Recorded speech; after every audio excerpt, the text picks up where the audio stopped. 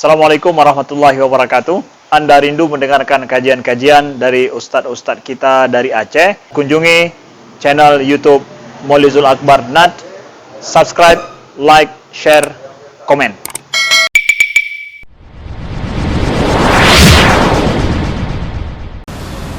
Siapa yang hari ini paling getol, paling masyhur suka melaknat sahabat? Tidak ada lain iaitu dari kelompok Syiah. Syiah itu sektornya banyak sekali Pak. Sektor Syiah, Ismailiyah, Ghulatiyah, Syiah Imamiyah.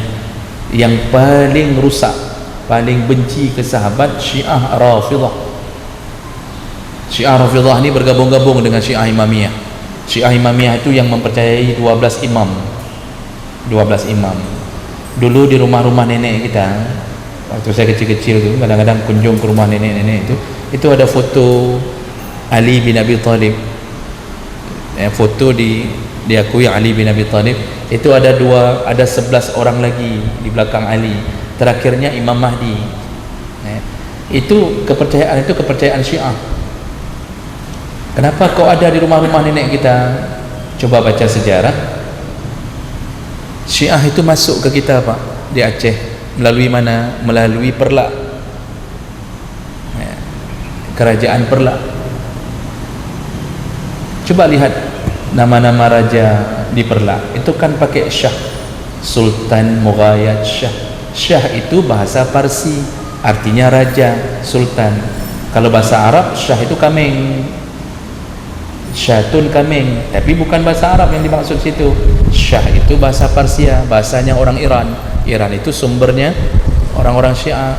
Masuk ke kita melalui Perlak, masuk ke Samudra Pasai Ahlu Sunnah dari para orang-orang India, Gujarat, Hadramaut yang kebetulan bermazhab Syafi'i. Dari sana masuk Syiah, maka muncullah efek kegiatan Syiah di kita. Coba baca buku sejarah Aceh yang dikarang oleh Abu Bakar Aceh Ali Hashimi yang menelusuri tentang ini. Itulah akar asal usul Syiah masuk ke Aceh. Maka amalan kita pun kadang-kadang berbau Syiah, dengan gaya-gaya Syiah. Kadang-kadang sampai tarian Syiah kita populerkan. Apa tarian Syiah? Tari sedati. Tari sedatu itu tari Syiah Pak. Namanya saja Sayyidati, yaitu yang dimaksud Sayyidah Fatimah. Menari untuk Sayyidah Fatimah. Gayanya apa? Gaya Syiah. Pukul-pukul diri. Bapak lihat 10 Muharram, orang Syiah memperingati 10 Muharram, itu pukul-pukul diri. Ini pukul-pukul diri ini termasuk salah satu cara mengungkapkan kecintaan mereka kepada Husain yang terbunuh di padang Karbala. Masukkan ke tarian, maka tarian kita tarian pukul-pukul diri. Pernah diharamkan oleh ulama Aceh dari kalangan Ahlu Sunnah tahun 90-an, saya lupa tepat waktunya. Pernah itu muktamar mengharamkan tari sedati, tapi kemudian lembaga kesenian meminta untuk diteruskan, dianggap bahagian kesenian Aceh. Itu contoh. Makanya jangan heran sebahagian kita mentang melabur-melabur dengan Syiah Pak. Walaupun benci Syiah, tapi kegiatan mubay-mubay termasuk kepercayaan. Jemaah melaka Allah Subhanahu Wa Taala, orang Syiah Rafidah sampai hari ini bencinya ke sahabat, sampai mereka ketika salat dan di luar salat, itu sebelum salam, saya sudah cek ke video YouTube salatnya orang Syiah. Itu sebelum salam, mereka bahkan ada doa yang mereka patenkan untuk diucapkan. Bunyi doanya iaitu Allahumma al'an sanamai Quraisyin. Ya Allah, laknatlah dua berhala Quraisy. Siapa yang dimaksud dua berhala Quraisy? Abu Bakar dan Umar. Mereka menyebutnya berhala Quraisy. Lalu mereka lanjutkan doanya, wajibtaiha, kemudian setan-setan mereka. Jadi maksudnya Abu Bakar dan Umar ini setan itu bersama mereka. Ya Allah, laknatlah Abu Bakar dan Umar, laknatlah setan-setan yang bersama Abu Bakar dan Umar, karena mereka bersama setan. Wa taghutaihima, dan tagut keduanya. Wa banataihima, jadi setan iblis mereka laknatlah juga kedua anak perempuan mereka. Siapa dua anak perempuan mereka? Anak Abu Bakar Aisyah, anak Umar Hafsah, dua-duanya isteri Nabi. Didoakan dalam salat. Bapak cek di YouTube salat Syiah, dengarkan doa mereka sebelum salam. Ada yang berdoa setelah salam. Ini kalimat ini oleh Syiah Rafidah itu selalu diucapkan. Kalau bapak dengar syahadatnya orang Syiah, orang Syiah itu kalau bersyahadat, mensyahadatkan orang masuk Islam, itu setelah asyhadu an la ilaha illallah wa asyhadu anna muhammadar rasulullah wa asyhadu anna aliyan hujjatullah. Aku disuruh saksikan tu, aku bersaksi bahawa Ali adalah hujjatullah, iaitu pembela Allah. Wa asyhadu anna Fatimah az-Zahra, lalu dia bersaksi kepada Fatimah az-Zahra. Lalu nanti di ujung syahadat disuruh bersyahadat, dan aku bersaksi anna asyhadu anna Abu Bakrin wa Umar wa Utsman, ditambah satu lagi Utsman kalau dalam syahadat, finnar, kata mereka, bersaksilah bahwa mereka di dalam neraka. Cek di YouTube Pak, masih tersisa langsung syahadat itu. Jadi memang mereka hidup melaknat-laknat. Kenapa mereka benci sekali kepada Abu Bakar dan Umar? Kalau kita baca sejarah, mereka menuduh Abu Bakar telah mencuri kekhalifahan Ali bin Abi Thalib. Jadi ada hadis di sisi mereka disebut hadis Ghadir Qum. Jadi Nabi pulang dari haji, lalu berhenti dengan ramainya banyak orang, ya, di situ di Ghadir Qum. Itu di Ghadir Qum itu nama daerah. Lalu Nabi mengatakan kepada semua sahabat, ya, bahwa apabila aku tiada, maka yang menjadi wali adalah Ali. Maksudnya yang dimaksud Nabi sebenarnya bukan menggantikan posisi Nabi. Maksudnya kan Ali itu kan bahagian daripada ahli waris beliau yang menikahi anaknya Fatimah, dan Ali beliau akui dengan kefadilahannya, kelebihan Ali di sisi Allah. Tapi kemudian orang Syiah dengan kalimat itu ingin mengatakan bahwa itu maksud Rasulullah, kalau beliau telah tiada maka penerus selanjutnya adalah Ali. Maka ketika Rasulullah meninggal, kan jenazah dibereskan 3 hari, Rasulullah belum dimandikan. Banyak yang enggak tahu bahwa Rasulullah itu dimandikan di hari ketiga, dibereskan di hari ketiga. Jadi orang datang mensolatkan, dimandikan hari pertama, dibereskan, dikuburkan di hari ketiga. Banyak sekali orang mengunjungi Nabi SAW, dan para ulama mengatakan tidak mengapa seorang Nabi tidak membusuk, beda dengan jenazah kita. Maka Nabi enggak busuk, wanginya pun enggak hilang. Hari ketiga baru dikuburkan. Semua kitab menyebutkan itu. Ketika sedang dibereskan jenazah Nabi hari pertama, dimandikan, dikafankan, kan hilang pimpinan, enggak ada lagi pimpinan. Sedangkan pemimpin pada waktu itu dibutuhkan untuk memberi keputusan. Ini Nabi mau dikuburkan di mana saja, harus ada keputusan pimpinan. Pimpinan enggak ada lagi, Nabi meninggal. Di saat itulah sahabat mengatakan untuk membaiat Abu Bakar sebagai khalifah. Jadi ini sedang proses. Lalu sahabat, kita perlu pimpinan untuk mengambil keputusan, karena sahabat mengira tidak ada orang lain yang lebih layak. Abu Bakar cintanya Nabi. Abu Bakar yang ketika Nabi sakit, orang yang disuruh menjadi imam menggantikan Nabi, tidak ada orang lain. Lalu disuruhlah Abu Bakar, dibaiatlah Abu Bakar. Di situ Abu Bakar mengambil keputusan. Kan itu kan terjadi dawa-dawi itu. Di mana Nabi kita kuburkan?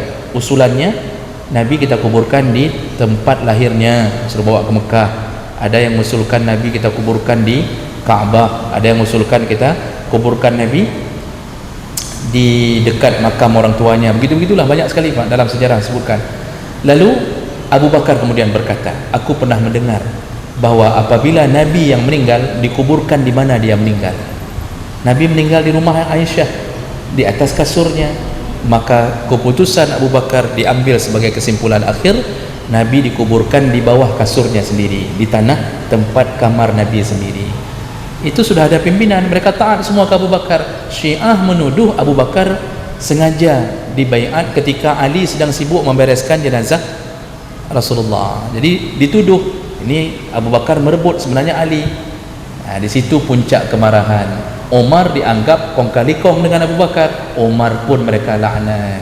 Lalu kenapa mereka membenci Aisyah dan Hafsah?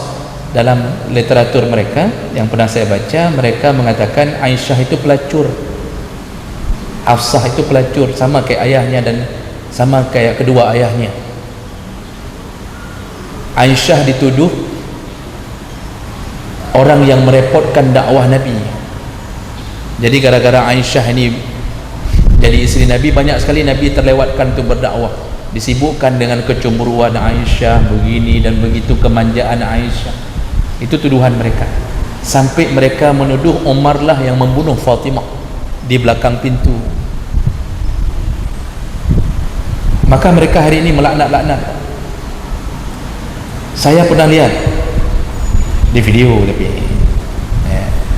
orang Syiah di Afghanistan setiap kali hari pembunuhan Umar, kan Umar itu kan dibunuh oleh Abu Lu'lu',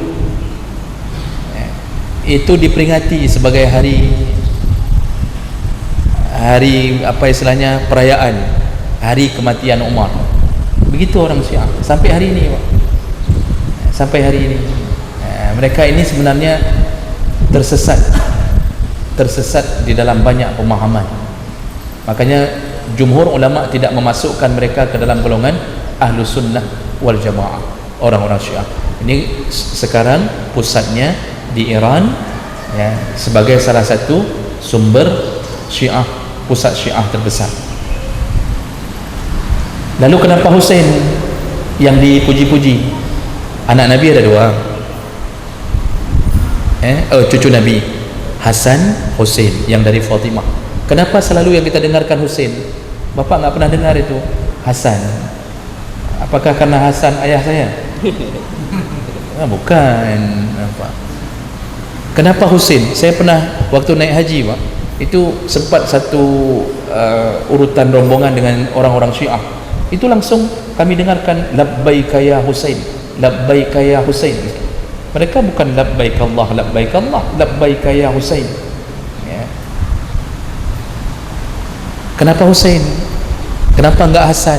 Satu lagi cucu Nabi, Hasan. Nah, ini sejarahnya yang saya baca. Ternyata Husain itu punya salah seorang istri yang berasal dari bangsa Persia. Saya lupa namanya. Jadi Husain menikahi salah satu istrinya yang dari bangsa Persia, Iran. Makanya mereka memuja-muji Husain, dianggap dari jalur Husain lah yang punya istrinya orang Syiah. Mereka bangga sekali dengan pernah ada orang Persia menjadi istri dari cucu Nabi sallallahu alaihi wasallam. Maka Husain lah yang menjadi puja-puji mereka. Puja-puji mereka. Tanah Karbala, tanah suci, karena telah jatuh darah Husain di situ. Makanya orang Syiah kalau salat itu ada tanah liat yang dibulit-bulit, bulit-bulit, dijadikan bundaran bulan, duduk bulan, lagi batai bulan, ya digumpal begitu, sebesar ini bulat-bulat. Kami sudah lihat langsung berapa kali tangan orang Syiah itu kalau salat sujudnya di atas itu. Jadi mereka enggak sujud langsung di atas sajadah, ditaruh itu di tempat sujud, ini dahi ini nempel ke situ. Kenapa? Inilah tanah tersuci di seluruh alam, melebihi tanahnya Ka'bah. Makanya kalau bapak lihat orang Syiah itu, ciri-cirinya orang Syiah, kalau mereka tidak bertaqiyah, taqiyah itu mereka sering menyembunyikan akidah mereka kalau di kalangan umum, enggak kasih nampak. Itu ada tuh salah satu masjid di kita, Pak. dia salat, itu salatnya dia sembunyikan padahal dia Syiah. Kalau dia lagi nggak ada orang, dia taruhnya itu bulatannya tu, jadi dia salat di atas tanah itu. Mereka rata-rata salat nanti ujungnya tidak pakai salam, tidak menoleh ke kanan ke kiri, bukan tidak pakai salam, tidak menoleh ke kanan ke kiri. Jadi Syiah itu menepuk-nepuk paha, Assalamualaikum warahmatullahi, Assalamualaikum warahmatullahi. Itu gaya-gaya Syiah salat, aneh sekali Pak. Kalau pernah ke Iran, bertambah-tambah aneh. Kita lihat kehidupan di sana bertambah aneh. Jadi jemaah maka Allah Subhanahu wa taala, mereka lah pelaknat Nabi dan mereka dilaknat oleh Allah, dilaknat oleh malaikat. Sudah cukup hadis-hadis Nabi menyebutkan kesesatan mereka. Jadi janganlah kita merasa hebat orang Syiah yang berani memerangi Amerika. Orang Syiah dulu yang berani memerangi Iraq siapa? Juga Iran. Didukung oleh siapa? Amerika. Semua drama saja itu, semuanya drama itu. Ini hancurnya hari ini Ahlus Sunnah. Salah satu peranan yang paling banyak menghancurkan adalah Syiah. Dihabisi orang-orang Sunni di Iraq dan di Iran oleh Syiah. Bahkan hari ini Iraq itu setengahnya sudah berubah jadi Syiah di bawah pimpinan Bashar al-Assad. Itu maaf, di Damaskus maksud saya, di Syria hancur. Kenapa Syria itu hancur? Kan Syria sampai mengungsi sampai hari ini nggak jelas Syria itu pimpinannya Bashar al-Assad itu berhaluan Syiah. Maling pantang dia kalau orang Sunni mencoba menyerang Syiah, dihabisinya. Perang saudara terjadi, maka hati-hati berkembangnya Syiah. Karena kebencian mereka terhadap Ahlus Sunnah kuat sekali. Sahabat saja dihabisinya dengan cacian mereka, apalagi Ahlus Sunnah. Jadi jemaah maka Allah Subhanahu wa taala, orang kedua yang dilaknat oleh Allah, malaikat dan seluruh manusia adalah yang melaknat sahabat Nabi sallallahu alaihi wasallam.